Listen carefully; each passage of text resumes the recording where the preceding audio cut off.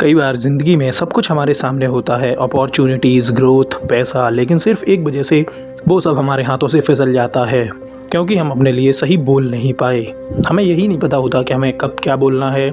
Negotiation यानी बातचीत में आप अपना हक समझदारी से मांगना, ये कोई चालाकी नहीं, ये एक कला है। बहुत से लोग सोचते हैं मैं अच्छा इंसान हूँ, मुझे मोलभाव नहीं करना चाहिए।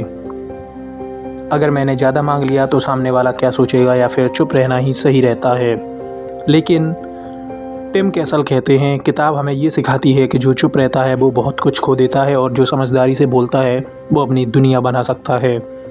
नेगोशिएशन सिर्फ एक ऑफिस में सैलरी बढ़ाने की बात नहीं है, ये एक बात है जो आपको सिखाती है कि कहाँ पर किस तरीके से बातों को डील करना है और आप अपनी बात लोगों से किस तरीके से मनवा सकते हैं। ये तो हर रिश्ते, हर फैसले, हर दिन का हिस्सा है। अगर आप ये जानना चाहते हैं कि कैसे बिना टकराव, क्लैरिटी और रेस्पेक्ट से अपने बातों को लोगों के द्वारा मनवाएं। चैप्टर 1, नेगोशिएशन कोई लड़ाई नहीं, एक स्किल है। नेगोशिएशन का नाम सुनते ही ज़्यादातर लोगों को लगता है कि ये तो सिर्फ बिजनेस मीटिंग, कॉन्ट्रैक्ट्स या बड़े डील्स में काम आती है, लेकिन टिम कैसल कहते हैं नेगोशिएशन आपकी रोज़ की ज़िंदगी का हिस्सा है। आप जब किसी से अपना समय मांगते हैं, जब आप अपने बच्चों को समझाते हैं, जब आप किसी दोस्त से कहते हैं कि मुझे स्पेस चाहिए, या जब आप किसी रिश्ते में ख़ुद को ज़्यादा समझने जाने की बात करते हैं, वो सब नेगोशिएशन ही है। पर फिर भी बहुत से लोग नेगोशिएशन से डरते हैं। क्यों? क्योंकि उन्हें लगता है कि इसे करना मतलब कॉन्फ्लिक्ट या लड़ाई मोल लेना है, लेकिन ये सच नहीं है। नेगोशिएशन का मतलब है क्लैरिटी से, रिस्पेक्ट के साथ अपनी बात रखना। एग्जाम्पल, एक महिला ने कई सालों तक एक कंपनी में काम किया, हार्ड वर्किंग, पंक्चुअल, लेकिन कभी सैलरी को लेकर मुंह तक नहीं खोला। जब उसने अपने नेगोशिएशन के बारे में पढ़ा तो पहली बार अपनी परफॉर्मेंस पॉइंट नोट किए, अपने काम के नतीजे बताए और रेस्पेक्टफुली अपने मैनेजर से सैलरी बढ़ाने की बात रखी। उसकी बात मानी गई, और सिर्फ इसलिए नहीं कि वह डिमांडिंग थी, बल्कि इसलिए क्योंकि उसने सीख लिया था कि खुद के लिए बोलना आपका हक है, और स्मार्टनेस भी। नेगोशिएशन में ज़रूरी है कि आप खुद को समझें, अपनी वैल्यू को पहचानें और सामने वाले को ये भरोसा दें कि आप सिर्फ अपना नहीं बल्कि दोनों की जीत चाहते हैं। टिम कैसल कहते हैं नेगोशिएशन तब सबसे सफल होती है जब आप उसे लड़ाई की नहीं बल्कि समझ की प्रोसेस मानते हैं, और ये सोच तभी आती है जब आप डर की जगह तैयारी, क्लैरिटी और आत्मसम्मान से बात करते हैं। इस पहले चैप्टर का मकसद सिर्फ ये नहीं कि आप नेगोशिएशन को एक कॉम्प्लेक्स चीज़ मानना छोड़ें और उसे अपनी दैनिक ज़िंदगी का हिस्सा मानना शुरू करें, क्योंकि जो इंसान अच्छे से बातचीत नहीं करना जानता वो सिर्फ पैसे या फ़ायदे के लिए नहीं बल्कि सम्मान, ग्रोथ और पीस के लिए बात करता है। चैप्टर 2, नेगोशिएशन में डर को कैसे हराएं। चैप्टर 2, बहुत से लोग नेगोशिएशन से दूर रहते हैं क्योंकि उनके अंदर एक डर होता है, अगर मैंने मांग की तो सामने वाला नाराज़ हो जाएगा, अगर मैंने कहा तो रिश्ते में दरार आ जाएगी। लेकिन टिम कैसल के अकॉर्डिंग नेगोशिएशन तब शुरू होती है जब आप डर से आगे बढ़ने का फैसला करते हैं। नेगोशिएशन एक स्किल है और डर सिर्फ एक इमोशन। एक एग्जाम्पल को लीजिए, एक युवक एक नई जॉब के लिए इंटरव्यू में गया। जब उसे ऑफ़र मिला तो उसे चुपचाप हाँ कहने का सही समझा। तो बाद में उसी कंपनी में एक और कैंडिडेट आया, उसने रेस्पेक्टफुली कहा, सर मेरी स्किल्स और इस मार्केट के अकॉर्डिंग बहुत अच्छे हैं और मैं इन चीज़ों को काफ़ी अच्छे तरीके से कर सकता हूं, तो इसलिए मुझे थोड़े से हायर पैकेज की ज़रूरत है और मैं उसी के लिए काम करूँगा। उसे वही जॉब बेहतर सैलरी के साथ मिल गई। ऑथर हमें सिखाते हैं कि डर की वजह से आप चुप रहते हैं तो आप सिर्फ मौके नहीं बल्कि अपने कॉन्फिडेंस को भी खो देते हैं।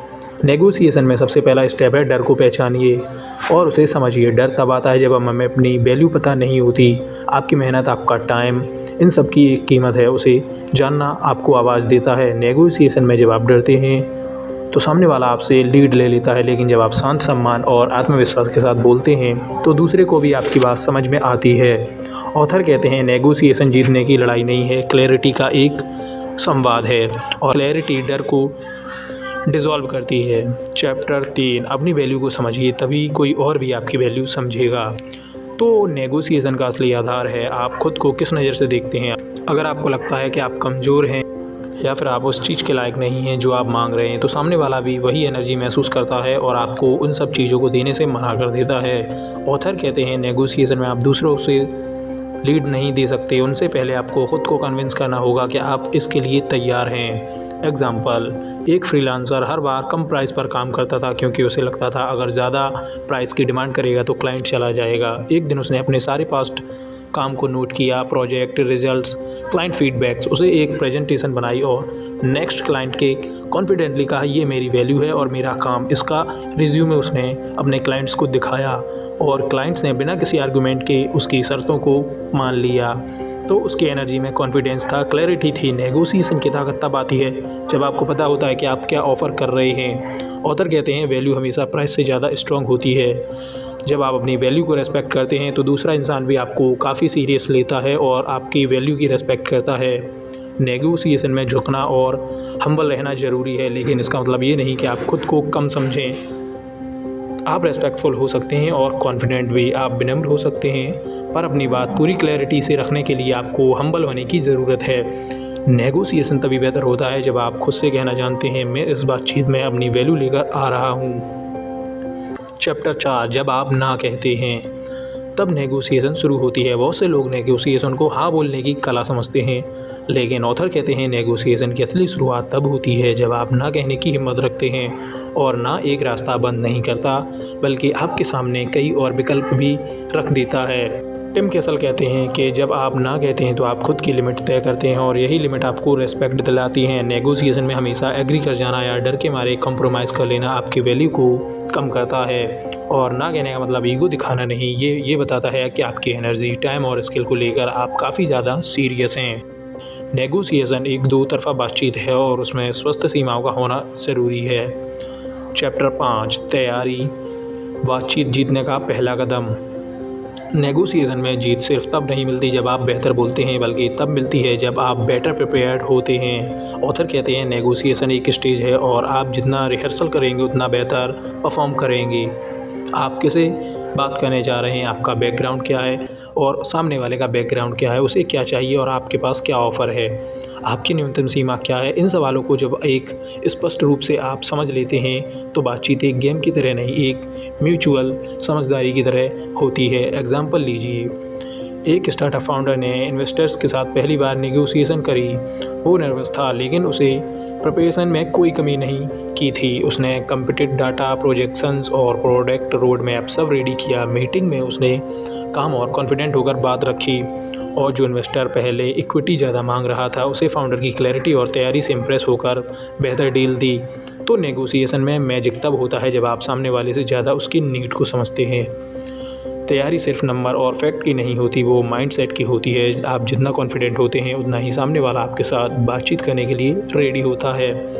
नेगोशिएशन कोई तुक्का नहीं है, यह एक थॉटफुल प्रोसेस है जो क्लैरिटी, रिस्पेक्ट और प्रैक्टिस से चलता है। चैप्टर 6, बातचीत में चुप रहना भी एक ताकत है। नेगोशिएशन का सबसे अंडररेटेड स्किल क्या है? साइलेंस, यानी चुप रहना। ऑथर कहते हैं जब आप नेगोशिएशन में शांत रहते हैं तो आप पावर शिफ्ट को अपने फेवर में ला सकते हैं। लोग अक्सर डर के मारे या ऑकवर्ड साइलेंस से बचने के लिए काफ़ी जल्दी बोलते हैं और ये फील कराते हैं कि वो कितने ज़्यादा कॉन्फिडेंट है, फिर ज़रूरत से ज़्यादा कंसेशन दे देते हैं। पर ऑथर कहते हैं अगर आप थोड़ा पॉज कर लें, सामने वाला रिवील करना शुरू करता है कि उसे सच में क्या चाहिए। एग्जाम्पल, एक व्यक्ति ने कार डीलरशिप में एक गाड़ी नेगोशिएट करनी थी। डीलर ने कहा ये फाइनल प्राइस है, इससे नीचे पॉसिबल नहीं। उसने बस मुस्कुराकर चुप रहना चुना। 30 सेकंड बाद डीलर बोला देखिए, आप आज ही डील करते हैं तो मैं कुछ एक्सेसरीज़ फ्री करवा सकता हूँ। नेगोशिएशन में साइलेंस ऑकवर्ड नहीं होता, वो एक स्पेस है जिसमें क्लैरिटी पैदा होती है। जब आप शांत होते हैं तो आप ऑब्जर्व कर सकते हैं सामने वाले की बॉडी लैंग्वेज, हेजिटेशन, कन्फ्यूज़न, और वहीं से आप सही दिशा में बातचीत को ले जा सकते हैं। ऑथर कहते हैं साइलेंस आपकी स्मार्टनेस को दिखाता है, आपकी ज़रूरत को नहीं।